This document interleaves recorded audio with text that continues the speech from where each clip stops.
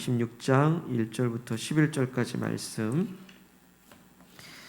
내 하나님 여호와께서 내게 기업으로 주어 차지하게 하신 땅에 내가 들어가서 거기에 거주할 때에 내 하나님 여호와께서 내게 주신 땅에서 그 토지의 모든 소산의 만물을 거둔 후에 그것을 가져다가 광주리에 담고 내 하나님 여호와께서 그의 이름을 두시려고 택하신 곳으로 그것을 가지고 가서 그때 제사장에게 나아가 그에게 이르기를 내가 오늘 당신의 하나님 여호와께 아뢰나이다. 내가 여호와께서 우리에게 주시겠다고 우리 조상들에게 맹세하신 땅에 이르렀나이다 할 것이요 제사장은 내 손에서 그 광주리를 받아서 내 하나님 여호와의 제단 앞에 놓을 것이며 너는 또 내 하나님 여호와 앞에 아뢰기를 내 조상은 방랑하는 아람 사람으로서 애굽에 내려가 거기에서 소수로 거류하였더니 거기에서 크고 강하고 번성한 민족이 되었는데 애굽 사람이 우리를 학대하여 우리를 괴롭히며 우리에게 중노동을 시키므로 우리가 우리 조상의 하나님 여호와께 부르짖었더니 여호와께서 우리 음성을 들으시고 우리의 고통과 신고와 압제를 보시고 여호와께서 강한 손과 편팔과 큰 위엄과 이적과 기사로 우리를 애굽에서 인도하여 내시고 이곳으로 인도하사 이 땅 곧 젖과 꿀이 흐르는 땅을 주셨나이다. 여호와여 이제 내가 주께서 내게 주신 토지 소산의 만물을 가져왔나이다 하고 너는 그것을 내 하나님 여호와 앞에 두고 내 하나님 여호와 앞에 경배할 것이며 내 하나님 여호와께서 너와 내 집에 주신 모든 복으로 말미암아 너는 레위인과 너희 가운데에 거류하는 객과 함께 즐거워할지니라. 아멘. 오늘 말씀 제목은요 복의 전달자입니다. 복의 전달자. 우리 계속해서 거룩과 영광된 교회, 거룩하고 영광된 성도, 이 거룩과 영광이라는 이 주제를 가지고서 계속 말씀 나누고 있고요. 오늘 그 5번째 시간이 되겠습니다. 이 시대의 교회가 살고 성도가 사는 길은 오직 거룩함과 하나님의 영광을 바라보는 성도, 그런 교회만이 하나님 앞에 진짜 살아있는 교회로서 인정받는 것을 믿습니다. 그리고 하나님의 영광을 늘 드러내는 교회, 그리고 하나님의 영광을 위해 사는 성도야말로 이 시대에 하나님이 원하시는 가장 교회다운 교회가 될 것이고 성도다운 성도가 됨을 말씀하십니다. 그래서 거룩과 영광은 사는 길이다라고 말씀하십니다. 지난주에 말씀에서는요 우리가 거룩하고 영광된 성도가 되는 데 있어서 긴 시간이 필요하지 않다. 단 6초면 된다. 단 6초의 말씀을 듣는 것만으로도 우리는 거룩하고 영광된 성도로 방향전환할 수 있고 그렇게 나아갈 수 있다 했습니다. 그 6초의 말씀이란 건 무슨 의미였습니까? 순간의 말씀, 찰나의 말씀이라는 것이죠. 긴 시간이 필요한 게 아닙니다. 이스라엘 백성들이 전쟁터 앞에 서 있습니다. 그때에 이스라엘 백성들은 이 전쟁이라고 하는 일촉즉발의 이 순간에 그리고 언제 적들과 싸움이 벌어질지 모르는 그 바쁜 시간에 이스라엘 백성들은 잠시 멈추어서 제사장들을 통해서 주시는 하나님 말씀을 그 전쟁터에서 듣습니다. 무슨 말씀이었습니까?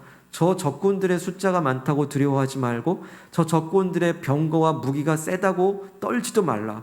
하나님이 너희와 함께 하신다는 그 말씀, 그리고 내가 너희를 대신하여 싸우겠다는 그 말씀, 그러니 두려워하지 말고 놀라지 말라는 그 말씀, 단 6초면 되지 않습니까? 그 믿음의 말씀 한 말씀 듣고 나서 백성들은 믿음의 사기가 충천하여서 이제 적군들 향해 나아가는 것입니다. 그래서 이스라엘 백성들은, 그리고 오늘날 저와 여러분들 그리스도인이란 이름으로 사는 백성들은 이 세상이라고 하는 전쟁터 앞에서 무기로 싸우는 것이 아니라 믿음으로 싸우는 줄 믿습니다. 믿어야 돼요. 믿음으로 갖고 나가는 겁니다. 어떻게 믿음이 생길까요? 순간의 말씀을 들어야 되는 겁니다. 일상이라고 하면 어떤 면들은 전투와 같은 그 현장들 속에서 그 분주한 시간들 속에서 우리는 단 6초의 멈춤이 있었습니까? 단 6초의 머무름들 속에서 하나님 말씀, 내가 너와 함께하니 이 업무를 처리하고 내가 너와 함께하니 이 자녀들을 양육하며 내가 너와 함께하니 이 모든 이웃들과 관계를 이뤄가며 내가 너와 함께하니 그 모든 상황들을 돌파하고 이기라 말씀하시는 그 순간의 말씀을 여러분 들으셨는지요? 내가 너를 대신하여 싸우겠다는 그 말씀을 가지고 용기의 순간이 있으셨는지요? 그 힘과 그 경건의 그 순간들을 통해서 우리의 삶의 진짜 이 전쟁터에서 거룩함을 이뤄내는 우리 모두가 되시기를 소망합니다. 하나님께서 그렇다고 한다면 여기서 한 가지 우리에게 분명히 알려주시는 그 한 가지가 있습니다. 우리가 거룩해지는 그 자리, 우리가 거룩해지는 그 상황은 어디였습니까? 바로 전쟁터였다라는 겁니다. 우리가 거룩해지는 그 자리는 다른 어떤 이 속세를 떠난 세상이 아니라, 어떤 뜬구를 잡는 얘기가 아니라, 우리가 살아가는 이 삶의 한가운데서 이 거룩함을 이뤄낸다라는 것을 우리에게 말씀하십니다. 다시 말해서 세상 밖에서의 거룩이 아니라 세상 안에서의 거룩함을 이뤄내는 것이다라고 말씀하시는 것입니다. 때문에 거룩하게 산다는 건 뭡니까? 하나님의 영광을 바라보고 산다는 건 뭐죠? 일상을 떠나서 이루는 게 아니라 오히려 거룩한 생활은 우리가 살아내는 그 일상, 우리의 그 한가운데, 그 일상의 한가운데서 이뤄가는 것이 거룩함이다. 그 거룩함을 일상 가운데 이루라 말씀하십니다. 세상살이 속에서 때로는 무엇을 먹어야 되지, 무엇을 입어야 되지, 무엇을 마셔야 되지, 걱정도 하고 근심도 하고 염려하는 그 치열한 삶의 현장 그 한가운데서 우린 깨달아요. 먹는 것으로도 하나님께 영광 돌릴 수 있구나. 입는 것으로도, 마시는 것으로도 하나님께 영광 돌릴 수 있구나를 깨닫는 것, 그게 바로 거룩함이라는 것입니다. 먹는 것, 입는 것 실제적인 싸움 아니겠습니까? 그런데 그 치열한 싸움 가운데서 먹든지 마시든지 하나님의 영광을 위해 살 수 있는 그것, 이 삶의 치열한 각박한 세상 속에서 하나님의 영광을 바라보며 산다는 것이 거룩함 아니겠습니까? 우리는 그 틈바구니 속에서 거룩의 불씨를 조금씩 붙여갈 수가 있는 겁니다. 때문에 하나님의 영광을 위해 사는 것, 그 거룩한 삶을 산다는 것은 일상의 자리를 벗어나지 않습니다. 그 안에 있어요. 반대의 경우를 한번 생각해보죠. 상상해보죠. 만약에 일상을 떠나서 거룩함을 이루려고 한다면 어떨까요? 일상을 떠나서, 그 속세를 떠나서 그래 한번 나도 거룩하게 살아봐야지 하면서 이 속세를 떠나서, 요즘 뭐 말하면 나는 자연인이다 뭐 그런 프로그램도 있던데, 우리 때는 그런 고민 하지 않습니까? 너무 세상살이 하다 보니까 죄를 많이 짓게 되고 유혹도 많고, 그러다 보니 그래 내가 그래도 신앙인인데 좀 한번 제대로 한번 살아봐 하면서 다 끊어버리고 어디 한번 저기 한번 떠나서 살아볼까, 그런 마음도 솔직히 드는 경우도 있지 않습니까? 그렇다고 한다면 일상을 떠나서 이루는 거룩함은 어떤 거룩함일까요? 그렇게 일상을 떠나서, 속세를 떠나서 거룩함을 추구하는 삶은 어느 정도의 거룩함을 이뤄낼 수 있습니다. 근데 거기엔 좀 부작용이 따라와요. 부작용이 좀 있습니다. 속세를 떠난 이루는 거룩함은 부작용이 있어요. 그것은 바로 경건의 모양은 있는데요, 경건의 능력이 없어진다는 겁니다.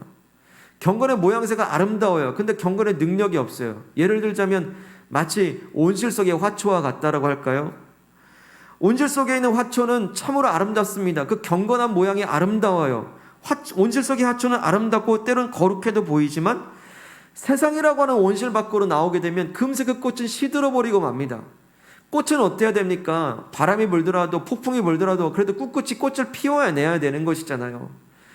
경건의 모양은 온실 속에 있기 때문에 아름답지만 금세 온실 밖으로 나오면 세상에 그 비바람 한 번에 꽃이 꺾여버리고 시들어버리고 마는, 경건의 능력이 있습니까? 그 모양새가 아름다운 능력, 그 아름다움이 능력이 있습니까? 능력이 없는 겁니다. 그렇습니다. 이 거룩함이라고 하는 것, 속세를 떠난 거룩이라고 하는 것은요, 어쩌면 온실 속의 화초와 같아서 이 세상 밖에 나오면은 금세 그 거룩함에 대해서 거룩함을 잃어버리고 마는 겁니다. 그리고 또다시 속세를 떠날 수밖에 없는 거죠. 다시 점점점 산속으로 들어갈 수밖에 없습니다. 경건의 능력이 없다 보니까 세상 사람들과 소통하는 법을 알지 못합니다. 세상 사람들과 소통하는 법을 알지 못하게 되니까 점점 숨어요. 그러면서 숨으면서 어떤 마음이 생기냐면 영적 우월감이 생깁니다. 저 사람들은 세상 사람들, 저 사람들은 속세에 빠져 사는 사람들, 나는 그렇지 않아. 이 은근한 영적 우월감이 드는 나머지 그 사람들을 소위 세상 사람들이라고 하면서 비판하게 되고 비난하게 되지 않습니까? 판단하는 경우가 있어요. 이게 바로 속세를 떠나서 거룩함을 이루려고 하는 사람들의 생기는 부작용이라 할 수 있습니다.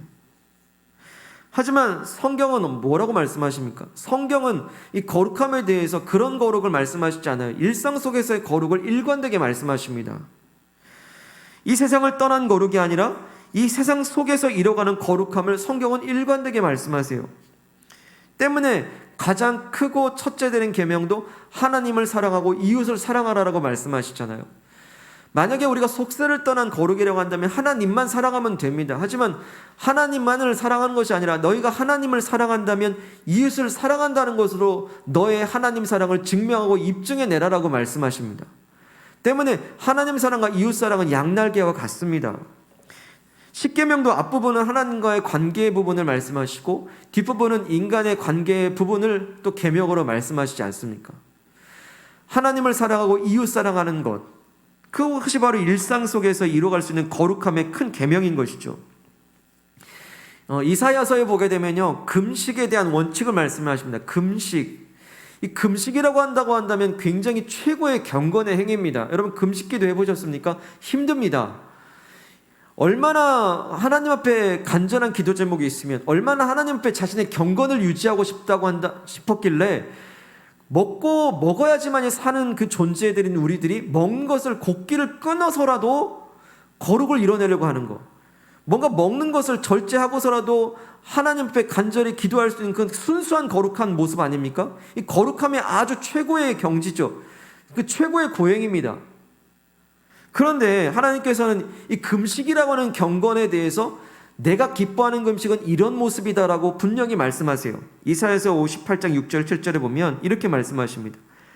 내가 기뻐하는 금식은 흉악의 결박을 풀어주며 멍에의 줄을 끌어주며 압제당하는 자를 자유케 하며 모든 멍에를 꺾는 것이 아니겠느냐. 또 줄인 자에게 내 양식을 나누어 주며 유리하는 빈민을 지배드리며 헐벗은 자를 보면 입히며 또 내 고륙을 피하여 스스로 숨지 아니하는 것이 아니겠느냐.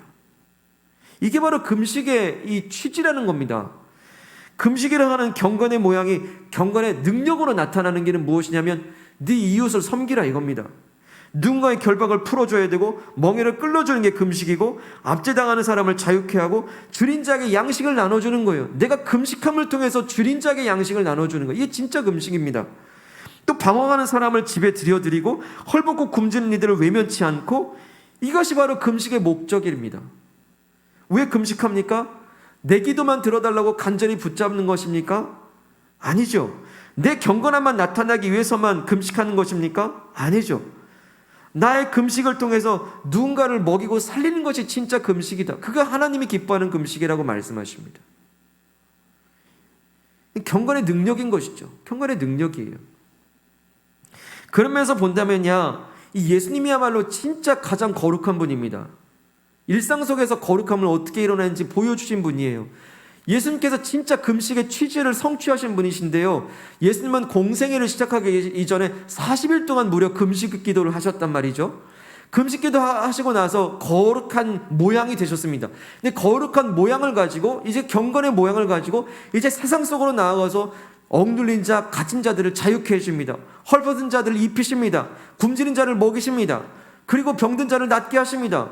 누구도 손대지 않는 곳에 손을 대시고 그들을 낫게 하시고 치유하십니다. 어떻습니까? 금식의 취지가 완성됐죠. 예수님이야말로 진짜 거룩한 분이에요. 압제당하는 우리들을 어떻게 하셨죠? 십자가를 통해서, 십자가라고 하는 가장 최고의 극치의 거룩한 현장을 통해서. 세상 사람들은 십자가의 형틀이라고 한다면 가장 수치스럽고 가장 모멸감이 있고 가장 고통스러운 그 잔인한 형벌이라고 손가락질하지만, 예수님이 십자가에 못 박히셨을 때도 지나간 사람들이 다 머리를 흔들면서 조롱하지 않았습니까? 그런데 그게 가장 거룩한 모습이라는 거예요. 저와 여러분들이 이 죄악이라는 압제로부터 벗어나는 그 순간이기 때문입니다. 예수님은 그렇게 가장 낮은 곳에 있었기 때문에 가장 거룩하셨어요. 그 결과 흉악과 죄악과 그 포로된 우리들을 자유케 하신 줄 믿습니다. 우리가 어떤 사람이 됐습니까? 죄악으로 방하고 헐벗은 우리에게 하나님 자녀라고 하는 신분의 새 옷을 입혀주셨지 않습니까? 하나님께서 원하시는 진짜 거룩은요, 저 하늘에 뜬구름 잡는 거룩함이 아니라 이 세상에서의 거룩함이고 일상 속에서의 거룩함인 거예요. 예수님이 저 하늘 보좌에서만 거룩하신 분이 아니었다는 사실입니다. 저 하늘 보좌에서 마치 추락을 하듯이 이 땅에 말구유로 오셔서 가장 낮은 자리에 임하신 그 이유, 그리고 그 속에서 하나님 나라를 열어가셨던, 이 땅에서 하나님 나라를 성취해 가셨던 그 예수님의 모습이 어떻게 일상 속에서 거룩함을 이뤄내는지에 대한 가장 좋은 모범이 되고 있다는 사실입니다. 이런 경우도 있었습니다. 예수님께서 베드로와 야고보, 요한 제자들을 데리고서 산에 올라가셨어요. 어느 지점에 올라가시더니 예수님은 그들 앞에서 아름답고 찬란한 형상으로 변화되기 시작합니다. 그 얼굴이 해같이 빛나기 시작했고요. 그 입으신 옷이 또한 영광의 광채로 빛나기 시작했습니다. 완전히 황홀경이었어요. 그 모습 속에서 베드로가요, 이런 고백을 하는데요. 주님, 이 자리가 너무 좋습니다. 이 순간이 너무 참 좋아요. 그러니 예수님을 위해서, 그리고 옆에 있는 모세와 엘리야를 위해서 이곳에 초막셋을 짓고 살지요. 짓겠습니다라고 얘기합니다. 왜 거기다 초막셋을 짓겠습니까? 집 짓고 살자는 얘기 아니겠습니까? 하지만 예수님은 그 영광스러운 형체로 그 산에 머물러 계시지 않습니다. 그 다음에 예수님은 산 아래로 내려오신다라고 말씀하세요. 근데 산 아래로 내려온 그 현장은 어떤 현장이었습니까? 한 아비가요 절규를 하고 있습니다. 내 아들이 귀신에 들려서 불에도 들어가고 여기도 넘어가고 늘 기절하고 넘어지니 예수님 도대체 어떻게 해주십시오라고 간절히 바라는 그 현장에 계신 거예요. 귀신이 그렇게 압제하고 있는 상태, 귀신에 억눌려서 그렇게 고통당하는 그 치열한, 너무나 지저분하고 너무나 더럽고 너무나 치열하고 너무나 악한 현장, 귀신이 지배하고 있는 그 현장으로 예수님 내려오신 겁니다. 그리고 손을 대십니다. 그리고 귀신을 쫓아내십니다. 그리고 그들을 자유케 하시는 겁니다. 이게 거룩이죠. 예수님은 저 변화산에서도 거룩하셨지만 그 치열한 그 삶의 현장 속에서 눈물을 흘리고 있는 그 사람들의 그 고통을 없애주는 그 현장에서 더욱 거룩하신 모습을 보여주셨다는 사실입니다. 더 영광스러우셨습니다. 성경은 그래서 말씀하세요. 예수님도 몸소 보여주셨습니다. 거룩은 다른 곳에 있지 않고 일상에 있다라고 말씀하십니다. 영광된 삶은 속세를 떠난 영광이 아니라 이웃들의 손을 붙잡을 때 영광을 위한 삶이 된다라고 말씀하십니다. 그렇기 때문에 그리스도인들은 양손잡이가 되어야 돼요. 양손잡이. 한 손에는 하나님의 손을 붙잡아야 되고 다른 한 손으로는 이웃의 손을 꼭 붙잡고 있는 그 상태. 그렇게 사는 사람들이 바로 그리스도인의 온전한 모습입니다. 한 손에는 하나님의 손, 그리고 다른 한 손으로 내 주변의 이웃과 손을 잡은 그 상태, 그게 바로 오늘 우리가 붙들어야 될 거룩의 모델입니다. 한 손에 하나님의 손을 붙잡지만 만약에 우리가 다른 한 손으로 이웃의 손을 붙잡지 않는다면 어떻게 될까요? 그렇게 살아간 사람들이 예수님 당시의 바리새인들의 모습입니다. 이 바리새인들은 율법을 철저히 지켜서 하나님의 손을 꼭 붙잡고 사는 줄 알았습니다. 그런데 그 율법의 기준을 가지고 이웃의 손을 잡아야 될 그 손을 가지고 오히려 손가락질하고 있는 겁니다. 이웃들을. 율법이 없는 자들, 그러면서 정죄하기 시작하고 율법을 지키지 않는 자들이라고 판단하고 정죄합니다. 율법의 기준을 가지고 때로는 사람도 죽입니다. 심지어 예수님도 죽이게 되는 겁니다. 하나님 손은 붙잡은 것 같은데 이웃 손은 손가락질하고 있는 거 아니죠. 이거 거룩한 모습 아닙니다. 경건의 모양만 있지 경건의 능력이 없습니다. 반대로 이웃의 손을 붙잡지만은 하나님 손을 붙잡지 않게 되면 어떻게 됩니까? 그런 경우에는요, 이 이웃들을 도울 수는 있을지 몰라도요, 어떤 뭐 경제적인 무엇이든지 도울 수 있을지 몰라도 구원의 길로는 인도하지 못하는 겁니다. 왜? 진짜 구원의 길은 하나님이시거든요. 그 하나님 진리의 길로 인도하지 못하는 겁니다. 같이 서로 방황하게 돼요. 마치 맹인이 맹인을 인도하는 그런 지경이 되는 것입니다. 갈 바를 모르는 겁니다. 때로는 하나님 손을 붙잡지 않고 이웃의 손만 붙잡게 되면 때로는 자기 의로움도 생기게 되는 것이죠. 자기 공로가 생기게 되는 겁니다. 그래서 이 땅을 사는 그리스도인들의 참된 모습, 참된 거룩함의 완성은 하나님 손을 붙잡고 이웃의 손을 동시에 붙잡고 있는 상태가 온전함입니다. 온전한 거룩함입니다. 이것을 좀 더 우리가 쉽게 이해하자고 한다면 오늘 우리가 예배하는 이 시간은 누구와 손잡는 시간입니까? 하나님과 손잡는 시간입니다. 이제 조금 있으면 30-40분 지나고 나시면 이 문 밖을 나서게 될 텐데 이제 누구와 손잡아야 됩니까? 이제 이웃과 내 주변 사람들과 손을 잡고 살아내는 겁니다. 이게 바로 거룩하죠. 이게 바로 동일한 불입니다. 우리가 다른 불을 분별하라고 했잖아요. 예배드린 불과 일상의 불이 다르면 안 된다고 했지 않습니까? 예배의 불과 일상의 불이 똑같은 불의 가장 중요한 조건은 하나님 손을 예배로 붙잡았다면 일상에서 이웃의 손을 붙잡고 살면 됩니다. 이게 똑같은 불의 모습입니다. 이렇게 한 손에 하나님 손을 붙잡고 일상에서 이웃과 손잡게 될 때 우리는 그때 거룩한 통로로 쓰임받게 됩니다. 거룩한 통로가 되는 거예요. 우리를 통해서 하나님 내게 주신 복을 이웃에게 그들에게 흘려보내는 겁니다. 복의 통로, 복의 전달자의 모습입니다. 오늘 말씀에서도요, 한 손엔 하나님 손을 붙잡고 다른 한 손으로는 이웃의 손을 붙잡는 예배가 어떤 것인지를 말씀하십니다. 우리 10절과 11절 말씀 보시죠. 10절은 제가 읽고 11절은 함께 봉독합니다. 10절입니다. 여호와여, 이제 내가 주께서 내게 주신 토지 소산의 만물을 가져왔나이다 하고 너는 그것을 내 하나님 여호와 앞에 두고 내 하나님 여호와 앞에 경배할 것이며. 11절 함께 합니다. 내 하나님 여호와께서 너와 내 집에 주신 모든 복으로 말미암아 너는 레인과 너희 가운데에 거류하는 객과 함께 즐거워할지니라. 아멘. 10절을 보시게 되면 앞으로 가나안 땅에 들어가면 농사도 짓고 수확을 거두게 될 텐데 그 수확물의 첫 결실, 만물, 처음 결실을 하나님께 드리고 하나님께 경배하라라고 말씀하십니다. 다시 말해 하나님과 손을 잡는 게 이 10절이에요. 11절은 뭡니까? 하나님께 주신 이 놀라운 복을 주변 레인과 함께 사는 객들과 함께 즐거워하라고 말씀하십니다. 10절은 예배를 통해 하나님과 손잡는 거고요. 11절은 이웃과 손잡는 겁니다. 여기 레인과 객들은 동일하게 모두 자기 땅이 없는 사람들이에요. 자기 재산이 없는 사람들입니다. 레위인들은 성전에서 풀타임으로 봉사하는 사람들이기 때문에 헌금 가지고 사는 사람들이에요. 또 여기 객들 또한 얹혀 사는 사람들이기 때문에 자기 토지가 없어요. 소외된 사람들이라 할 수 있습니다. 이들뿐만 아니라 주변에 소외된 이웃들과 함께 예배했다면 이젠 나누고 먹으면서 기뻐하고 즐거워하라는 그 말씀을 주십니다. 이처럼 백성들은 위로는 하나님께 경배했다면 이제 옆으로 이웃들과 함께 그 기쁨을 나누는 것입니다. 여기까지가 예배예요, 여러분. 여기까지가 예배입니다.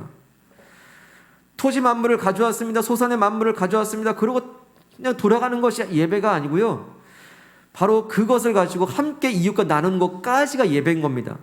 하나님의 손만 붙잡았다고 예배한 것이 아니라 반드시 일상에서 이웃과 손잡은 것까지가 예배라고 분명히 성경은 말씀하십니다. 예배로 하나님과 손잡은 사람들이 이제 일상에서 이웃과 손잡고 사는 사람들이 바로 참된 예배자의 모습이고 균형이 잡힌 온전한 거룩함의 모습이라 말씀하십니다. 여기서 우리가 놓쳐서는 안 되는 중요한 원리가 한 두 가지 정도 있습니다. 하나님의 손 붙잡고 이웃의 손을 붙잡는 것다는 것을 이 개념적으로는 알겠는데 구체적으로 어떻게 사는 걸까요? 어떻게 사는 걸까요? 오늘 말씀해 보게 되면 하나님께 첫 결실을 드린 예배자가 이제 이웃들과 나누게 될 때에 이 소통의 방식이 있어요. 나누는 방식이 있습니다. 이웃과 나누는 방식 11절 보시죠. 다시 보시면 내 하나님 여호와께서 너와 내 집에 주신 모든 복으로 말미암아 너는 레위인과 너희 가운데 거류하는 객과 함께 즐거워할지니라. 자, 이 레위인과 이 객과 함께 즐거워할 때 그 소재가 뭡니까? 바로 하나님께서 내게 주신 그 복으로 말미암아 그 복을 가지고 서로 나누고 함께 하는 거예요. 이웃과 나누는 방식은 하나님께 받은 복을 나누는 겁니다. 바로 하나님과 함께 복을 나눌 때 이걸 좀 더 쉽게 이해한다면 너희는 복을 전달하는 사람이 되라라는 것으로 이해하면 되는 겁니다. 하나님께 받은 복을 나만 누리고 끝나는 것이 아니라 하나님께서 내게 주신 그 복을 가지고서 이웃과 함께 서로 나누는 복의 전달자, 복의 통로가 되라라는 말씀인 것이죠.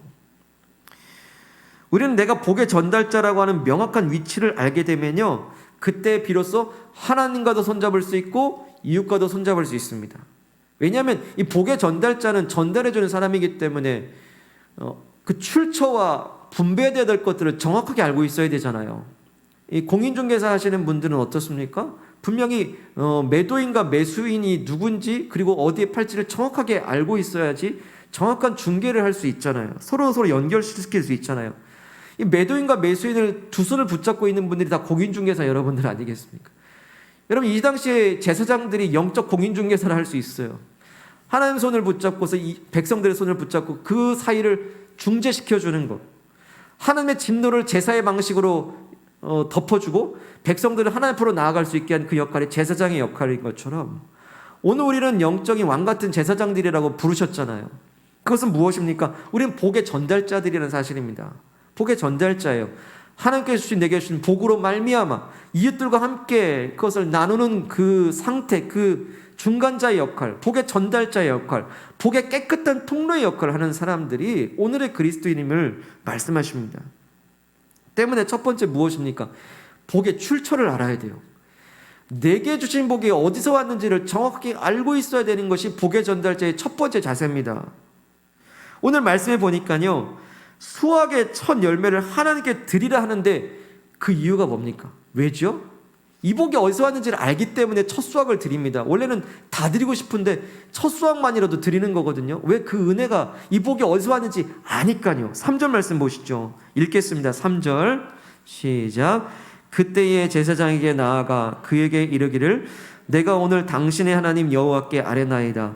내가 여호와께서 우리에게 주시겠다고 우리 조상들에게 맹세하신 땅에 이르렀나이다 할 것이요. 아멘.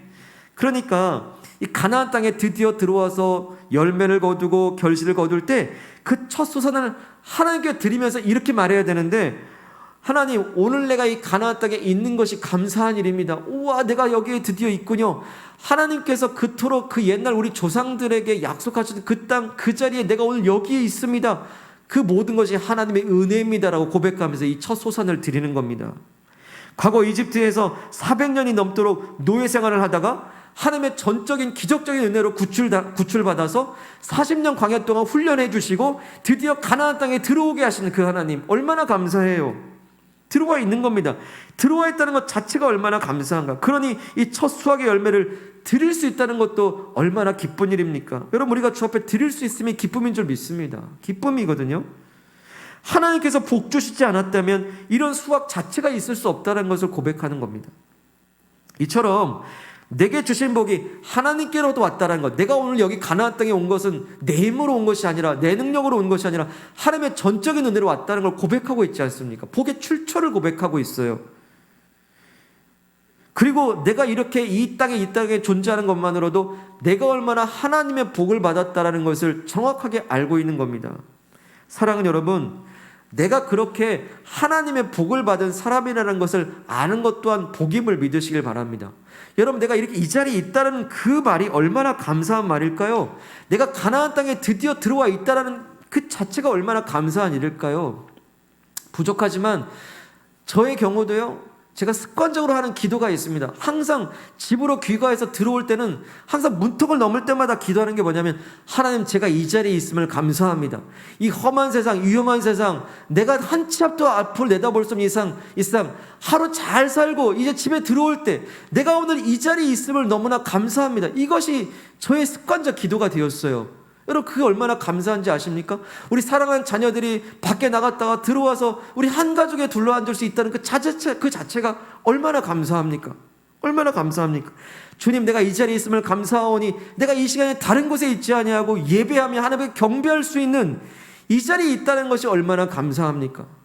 이 자리에 있다는 것, 이 존재의 가치 때문에, 사랑하는 여러분, 나는 하나님께 복을 받은 사람이요, 시시때때로 이 각박한 세상 속에서 다른 사람들은 내게 그 어떤 말 해주지 않지만 내가 너를 사랑한다 말씀해 주시는 그 복을 받는 우리들, 그누가 나를 대신해서 싸워주지 않지만 나를 대신해서 싸우겠다라고 늘 6초의 말씀이라도 순간 찰나 말씀해 주시는 그 말씀, 여러분, 세상 사람들이 이 말씀 못 듣고 살합니다. 여러분, 그 말씀을 우리는 듣고 살아요. 얼마나 감사한지요. 늘 사랑받는 존재로 살고 늘 아낌받는 존재로 살고 예수님을 죽이시기까지 날 사랑한다고 말씀하신 그 말씀의 그 확정 가운데 사는 우리들이 그 존재로서 사는 것, 하나님의 사랑받는 자녀의 존재로 산다는 것이 얼마나 감사하고 복된 일입니까? 이 가나안 땅, 약속의 땅, 사랑하는 여러분, 우리가 구원받지 않았습니까? 우리가 구원받은 그 놀라운 은혜, 우리가 어떤 공로가 있어서 하나님 나라를 상속받을 수 있습니까? 예수 피값 주시고 맛받고 우리에게는 하나님 나라 천국을 마치 상속받을 그 자녀들처럼 우리에게 허락하신 그 하나님의 은혜, 얼마나 감사합니까? 때문에 사랑하는 여러분, 이게 바로 하나님과 손잡는 거예요. 내가 얼마나 복받은 사람인지, 하나님께서 내게 주신 복이 얼마나 많은지 그 복을 세어보는 것이 바로 예배입니다. 여러분, 이게 예배인 거예요. 이 예배 시간은 무슨 시간입니까? 하나님과 손잡는 시간이라고 했잖아요. 우리가 하나님과 손잡았다는 것을 무엇으로 알 수 있습니까? 하나님과 손잡은 사람은 그 증거가 있으니 내게 주신 복이 무엇인지 알게 돼요. 하나님 복이 얼마나 몇 가지인지 세어볼 수 있는 것이 바로 하나님과 손잡은 상태요. 그것이 진짜 예배자의 모습입니다. 사랑하는 여러분, 예배는 어떤 형식과 절차와 어떤 순서가 아니죠. 오늘 이 시간 내가 예배 잘 드렸다는 그 증거는 무엇입니까? 오늘 예배 시간을 통해서 하나님께서 내게 주신 복이 얼마나 놀라고 감사한지 그 받은 복을 세어보고 돌아가신다면 여러분 하나님과 손잡은 것이요 진짜 예배 드린 것임을 확신하시길 바랍니다. 하나님과 손잡은 증거, 내게 주신 그 복을 세어볼 수 있는 거예요. 세어볼 수 있는 겁니다. 그러니 결국엔 내가 존재하는 것만으로도 얼마나 하나님의 복으로 산다는 그 사실이 얼마나 감사한 일입니까? 이제 예배의 시간, 가장 먼저 하나님과 손을 제대로 잡으시길 축복합니다. 내게 주신 복이 모든 것이 하나님의 복이다라는 것을 정확하게 아는 그 복 가운데 계셔서 그 복을 늘 찬양하고 영광 돌리고 하나님의 손을 제대로 붙잡고 사는 그 복을 세워볼 줄 아는 진정한 예배자들 되시길 축복합니다. 이처럼 내게 주신 복이 무엇인지 제대로 알게 되면 어떻게 됩니까? 그때 우린 이웃과 손을 잡을 수가 있는 겁니다. 하나님과 예배로 손잡은 사람이 이제 복의 전달자가 될 수 있는 거죠. 오병이어로 그 광야에 있던 사람들을, 그 들판에 있던 사람들을 다 먹여주지 않습니까? 무엇입니까? 예수님께서 그 오병이어만으로 축사하시고 그것을 먹을 걸 생산해내시잖아요. 그것을 제자들이 전달해 주지 않습니까? 다시 말해서 먹을 것을 받아와야지 제자들은 먹을 것을 나눠줄 수가 있는 겁니다. 다시 말해 내게 주신 그 복에 먹을 것이 무엇인지 아는 사람들이 이제 이웃에게 나아가 그 복을 전할 수 있는 것이죠. 사랑하는 여러분, 다른 말씀보다도 내가 복의 전달자라는 그 한 가지 말씀을 붙잡고 세상 살아보시기를 축복합니다. 그 하나 기억하고 가시면 되거든요. 우리가 하나님의 복의 전달자는 사명만 잘 간직하고 살면 이제 내게 주신 복들을 세워보게 되고 그 복을 어떻게 나눌까 고민하기 시작합니다. 가장 귀한 복, 내게 구원의 복을 우리가 주셨다고 한다면 이제 이웃들에게 이 구원의 소식을 어떻게 전할 수 있을까? 여러분 이제 고민해 보시기 바랍니다. 내가 이 구원의 소식을 전할 수 있는 사람들을 위해 이제 기도하실 수 있길 바랍니다. 왜? 복의 전달자이기 때문입니다. 내게 주신 어떤 물질적인 복과 육신의 복과 어떤 환경적인 복을 어떻게 하면 내 주변에 전달할 수 있을까? 나눌 수 있을까? 이제 더 고민해 보시고 기도해 볼 수 있길 바랍니다. 거룩한 고민이에요. 거룩한 고민. 이 세상에는 해야 될 근심이 있고 하지 말아야 될 근심이 있습니다. 하지 말아야 될 근심은 하나님의 존재를 부인하듯이 무엇을 먹을까 무엇을 말까 염려하는 것이요. 해야 될 근심은 하나님께서 내게 주신 복을 어떻게 나눠줄 수 있을까? 이것은 해야 될 근심입니다. 해야 될 고민이에요. 기도의 제목인 것이죠. 사랑하는 여러분, 특별히 우리 자녀들을 축복하시길 바랍니다. 우리 다음 세대 우리 자녀들이 정말 잘 살게 되기를 축복하지만 잘 살게 될 뿐만 아니라 누군가를 잘 살게 해주는 사람도 될 수 있는 복의 통로의 역할로 살아갈 수 있도록 마음껏 축복하시길 바랍니다. 사랑하는 여러분, 우리 자녀들이 그 사명을 갖고 살아야 되는 거예요. 너만 잘 사는 것이 아니라 너를 통해 남들을 잘 살게 해주는 사람이 되기를 축복한다. 늘 기도하고 아침마다 기도하고 식사 때마다 기도하고 늘 마음으로 그렇게 기도하고 표현해서 기도해 주게 된다면 우리 아이들 그거 갖고 살 거예요. 아, 난 복의 전달자지. 사랑하는 여러분, 하나님 복 주시길 원하십니다. 복 받기를 원하신다면 복의 전달자의 사명을 갖고 사시길 바랍니다. 누가 하나님 마음을 알아 청지기가 되어져서 씨앗대를 따라 집안 사람들에게 먹을 것을 나눠줄 거, 그 청지기의 진짜 하나님의 거룩한 세대가 되기를 축복합니다. 그러나 하나님의 복을 전달하는 가장 좋은 방법은요, 가장 근본적인 진짜 좋은 방법은 기쁨을 전달하는 거예요. 기쁨을 전달하는 거. 내가 예수 믿고 내가 그리스도인 되어서 이 기쁨이 다른 사람에게 전달되는 것만큼 좋은 것도 없어요. 기쁨이 전달되는 거죠. 복이 전달되는데 슬픔이 전달됩니까? 그렇지 않잖아요. 내게 주신 복이 무엇인지 아는 그 기쁨만큼 그 복을 전달할 수 있는 기쁨이 전달되거든요, 여러분. 하나님께서 내게 주신 기쁨을 이웃에게 전달하는 그리스도인이 되어야 됩니다.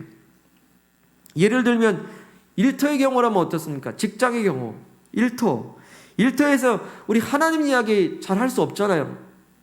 하나님 이야기를 하지 못하지만 이 일터를 내가 먼저 하나님께 주신 복으로 알고 이 일터를 대한다면 어떨까요? 그렇게 해서 일하게 되면요, 그 잠재되어 있는 감사가 있어요. 이 잠재되어 있는 기쁨이 있습니다. 근데 이 잠재되는 감사와 기쁨이 이웃 동료들에게 마치 향기처럼 흘러가게 되어 있습니다. 내게 주어진 그 업무와 일들을 스트레스로만 받지 말고 하나님 주신 그 복으로 알고 그 업무들을 대하고 일한다면 어떻게 될까요? 그리고 그것을 성실하게 감당하게 되면요, 그 성실한 태도가 어느새 온유한 인격이 되기 시작합니다. 온유한 성품으로 열매를 맺어가기 시작해요. 그 성품을 누가 봅니까? 주변 동료들이 봅니다. 이웃 동료들이 봐요. 말로 하나님을 드러내기 이전에 이미 내 안에 있는 하나님을 그들이 보고 있는 겁니다. 말은 설득해야 돼요. 말은 설명해야 돼요. 때론 논리적으로 따지고 때론 다투기도 합니다. 논쟁을 하기도 시작해요. 하지만 내 행동으로 보여주는 하나님의 성품은 설득할 필요가 없는 만남이 됩니다. 설명할 필요가 없는 설명되어진 능력이 됩니다. 내게 주신 그 기쁨을 누리고 사는 것, 내게 주신 그 복이 무엇인지, 복에 대한 관점을 가지고 모든 것들을 대하게 되면 성실과 기쁨과 인격과 성품이 되어져서 그것이 향기처럼 묻어나게 되고, 그 향기는 말하지 않아도 맡게 되고 보게 되니 그들에게 그만큼 좋은 이 기쁨의, 이 복음의 나눔이 또 어디 있겠습니까? 우리가 기쁨으로 대해야 되는 이웃들이 누구 있습니까? 일터에, 또 가정에서 또 어떤 이웃들입니까? 먼저는 가장 가까운 이웃인 남편과 아내와 자녀들이 있습니다. 또 부모님들이 계십니다. 우리는 복의 전달자의 사명을 가정에서도 감당합니다. 우리는 과연 우리 자녀들에게, 남편에게, 아내에게, 자녀들에게, 부모님께 기쁨이 전달되고 있습니까? 아니면 짜증이 전달되고 있습니까? 하나님 믿는 신앙으로서의 그 즐거움이 전달되고 있습니까? 아니면 분노가 전달되고 있습니까? 가만 보면 우리는 가장 가깝고 가장 익숙한 사람들에게는 기쁨만 전달되는 건 아닌 것 같아요. 오히려 익숙하고 편하다는 이유 때문에 분노가 전달되기도 하고 짜증이 전달되기도 하고, 우리는 어떤 말이, 어떤 것이 전달되고 있습니까? 말이 걸러지지 않고 때론 아픈 말이 나가고 사나운 말이 그대로 전달되는 것은 아닙니까? 오늘 말씀은 소외된 이웃들과 함께 나누라고 말씀하시죠. 물론 이 소외된 이웃들은 경제적으로 소외된 이웃들이기도 하지만 우리 마음으로 소외된 이웃들이 누가 있습니까? 우리 가족들 아니겠습니까? 때로는. 왜요? 어쩌면 가장 익숙하기 때문에 가장 먼저 소외되어져 있는 우리 가족들, 우리 가장 가까운 이웃들에게 우리는 하나님의 기쁨을 전달할 수 있는 부모님들이 되시고 자녀들 되시고 가족들 되시기를 소망합니다. 거룩한 그리스도인은 그래서 밖에서나 안에서나 하나님의 기쁨을 전달하는 복의 전달자의 사명을 계속해서 일치되어져가는 노력들을 하는 사람들입니다. 말씀 정리하고자 합니다. 오늘 말씀을 통해서 거룩함이라고 하는 것은 일상에서의 거룩함이고 삶의 현장에서 하나님께 영광 돌리는 거룩함이라고 말씀하십니다. 그래서 이 거룩한 성도는 하나님의 손과 이웃의 손을 함께 잡고 살아간다고 말씀하십니다. 예배를 통해서 하나님의 손을 제대로 붙잡으셨습니까? 그렇다고 한다면 오늘 내게 주신 하나님의 복이 무엇인지 이제 한번 세어보시길 바랍니다.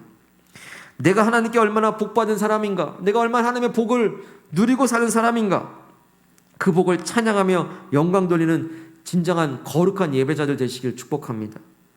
또한 이제 일상으로 나아갈 때 여러분들을 축복합니다. 이웃의 손을 꼭 붙잡으시길 바랍니다. 하나님의 손과 이웃의 손을 같이 붙잡고 사시길 축복합니다. 내게 주신 모든 것이 복이니 그 복을 어떻게 나눌까 늘 생각하며 기도하시길 소망합니다. 무엇보다 가장 가까운 이들에게, 가장 익숙한 이들에게 하나님의 기쁨을 전달하는 그런 하나님의 복의 전달자, 복의 통로들 다 되시기를 주님의 이름으로 축복합니다. 오늘 우리에게 주신 말씀, 내 하나님 여호와께서 너와 내 집에 주신 모든 복으로 말미암아 너는 레위인과 너희 가운데에 거류하는 객과 함께 즐거워할지니라. 아멘. 사랑하는 여러분, 이 시간 주신 말씀 붙잡고 기도하길 원합니다. 오늘 말씀을 통해서 거룩함은 일상에서의 거룩함을 나타내는 것이다 말씀하십니다. 사랑하는 여러분, 지난 한 주 우리는 어떤 지점에서 우리의 거룩함을 위해 승리하셨는지요? 거룩한 성도는 하나님 손을 붙잡고 이웃의 손을 동시에 붙잡고 사는 사람들이라고 말씀하십니다. 오늘 우리에게 참된 그리스도인이라고 우리에게 가르쳐 주실 때 이제 하나님의 손을 붙잡은 우리들, 이웃과 함께 같이 손을 붙잡는 그런 온전한 거룩한 제사장, 거룩한 예배자가 되라라고 말씀하십니다. 우리 가장 먼저 예배를 통해서 하나님과 손을 붙잡으신 여러분, 이제 내게 주신 복을 이 시간 세워보기 원합니다. 존재의 감사가 있습니다. 구원의 감사가 있습니다. 이 자리에 있음에 감사하며 찬양하며 하나님께서 약속을 성취해 주신 그 놀라운 은혜를 감사할 것 너무나 많습니다. 기도할 때 하나님, 나는 그렇게 복받은 사람입니다. 나는 복된 존재입니다. 이 각박한 세상 속에서 하나님, 내가 너와 함께 하신다 말씀을 듣는 사람이요, 하나님을 사랑한다는 그 사랑의 음성을 늘 듣는 복된 사람입니다. 우리 고백하며 복을 선언하며 복을 세워보며 우리 합심하여 기도하겠습니다. 할렐루야. 거룩하신 하나님 아버지, 주님을 찬양합니다. 나는 복받은 사람입니다. 나는 복의 사람입니다. 복의 근원입니다. 하나님 아버지, 복을 주신 하나님 아버지, 네 감사합니다. 구원의 놀라운 복을 주셔서 감사드리고 하나님 자녀된 복을 주셔서 놀랍고 감사를 드립니다. 하나님 찬양합니다. 아버지, 오늘 주 앞에 복된 사람으로 살게 하여 주옵소서. 내게 주신 복이 무엇인지 세워보며 감사하며 찬송하는 그 복이 되기를 간절히 원합니다. 아버지, 이 복된 그 은혜를 우리가 얻었사오니 하나님 아버지, 이제 복된 사람답게 살아갈 수 있도록 기쁨으로 살아가게 도와주시옵소서. 우리 한 번 더 기도할 때에 우리 주변에 그 복의 기쁨을 나눠야 될 사람이 누가 있습니까? 구원의 소식을 누군가에게 전할 사람이 누가 있습니까? 직장에서, 또 가정에서, 친족 중에, 이웃들 중에, 또 내게 주신 어떤 그런 여유, 조금의 여유가 어떤 이웃들에게 흘러갈 게 무엇이 있습니까? 물질적인 것입니까? 아니면 우리의 힘과 노력과 섬김의 모습입니까? 그러나 무엇보다 기쁨이 흘러가기 원합니다. 우린 다른 이들에게 복을 누리는 사람의 기쁨이 흘러가고 있습니까? 아니면 짜증이나 분노가 전달되고 있습니까? 우리의 사명은 복의 전달자이니 가장 가까운 우리 가족들부터, 그리고 이웃들, 동료들, 우리가 기쁨의 전달자가 될 수 있도록 복의 근원으로 주시는, 복의 그 출처로부터 주시는, 하나님 주시는 그 복에 누리는 그 기쁨을 전하는 사람이 되게 해달라고 복의 전달자의 사명을 가지고 함께 기도하겠습니다. 할렐루야. 거룩하신 하나님 아버지, 감사합니다. 우리가 누군가에게 복을 전할 수 있는 그 사람들이 있습니다. 구원의 소식을 전해야 될 친구가 누굽니까? 구원의 소식을 전해야 될 그 이웃들은 누굽니까? 하나님 아버지, 내게 주신 그 분량을 가지고 섬겨야 될 사람들은 누굽니까? 하나님, 우리가 허락하실 때 우리가 행할 수 있는 용기와 담담을 허락해 주시기 원합니다. 하나님 아버지, 감사합니다. 무엇보다 기쁨을 나눌 수 있게 도와주옵소서. 그 복을 누리는 사람의 기쁨을 전할 수 있도록 인도해 주시기를 간절히 원합니다. 사랑의 하나님 아버지, 감사합니다. 이 땅 살아갈 때 우리는 어떤 모습으로, 어떤 거룩한 모습으로 살아가야 되는지 말씀하시니 감사를 드립니다. 하나님, 그리스도인은 하나님의 손을 잡는 사람이요 동시에 이웃의 손을 잡는 사람이라고 말씀하십니다. 하나님, 우리가 그 어떤 한 손도 놓치지 아니하도록 붙잡아 주시기를 간절히 원합니다. 하나님 아버지, 우리가 가장 먼저 하나님께 받은 복을 세워보는 예배자가 되길 원합니다. 아버지, 우리가 주님 앞에 살아갈 때마다 아버지, 내가 구원받은 은혜, 그리고 내가 존재하는 은혜, 내가 이 자리에 있는 은혜, 그리고 내가 살아가는 은혜, 모든 것이 하나님의 은혜이니 이 땅을 허락하시고 여기까지 인도하시고 이로도 인도하신 하나님을 찬양하며 감사하며 받은 복을 세워보는 그 복의 출처를 정확하게 알고 사는 복된 예배자들 다 될 수 있게 도와주시옵소서. 하나님, 받은 복으로 끝나지 아니하고 그 복을 이웃과 나눌 수 있기를 원하고 소망합니다. 이제 세상으로 나아갈 때 일터에서, 가정에서, 어떤 상황 속에서 내게 주신 구원의 복을 그 어떤 누군가에게 전해야 될 사람이 누군지 고민하며 이제 기도가 시작되게 하옵시고, 이제 또한 내게 주신 그 작은 여유일지라도 그 여유가 그 어떤 이들에게, 소외된 이들에게 어떻게 흘러가야 될지 주님께서 가르쳐 주시고 만나게 하시고 인도해 주시기를 간절히 원합니다. 하나님 아버지, 우리가 우월감으로 섬기는 것이 아니라 내게 주신 그 은혜를 따라서 남 섬기는 그 마음으로 정말 예수님처럼 그들의 발을 씻기는 겸손의 섬김이 될 수 있도록 또한 인도해 주시옵소서. 하나님, 한 주간 사는 동안 그 복의 전달자의 사명을 온전히 잊지 않고 살게 도와주셔서 하나님과 이웃의 손을 붙잡고 사는 거룩한 길 다닐 수 있게 도와주옵소서.